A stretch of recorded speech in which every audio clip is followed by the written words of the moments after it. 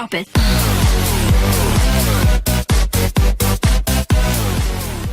Lisa Fleming was already overweight when she gave birth to her first child at 15, and her weight only went up from there. But she knew it was absolutely time to make a change when, bedridden and weighing 704 pounds,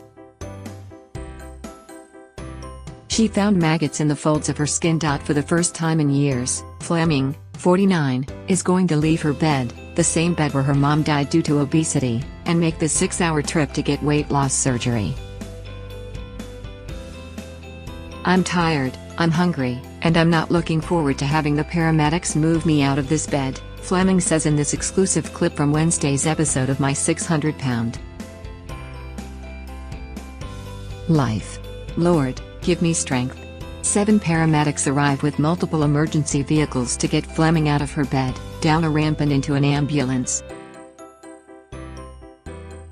"The paramedics have to reinforce the ramp they'll use to get me out of the house," she says. "I can't believe it's come to this. But at least I'm doing something about it before it gets to be too late." And when they ask Fleming if she's ready to go, she says that she ain't ever gonna be ready, but tells them to go for it, because she knows for a fact that she's sick of this damn bed.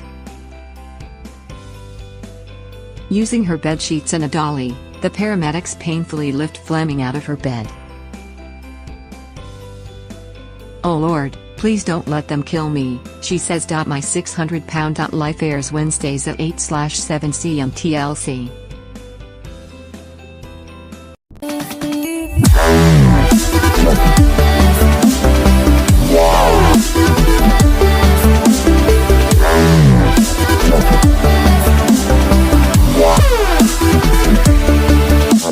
Yeah.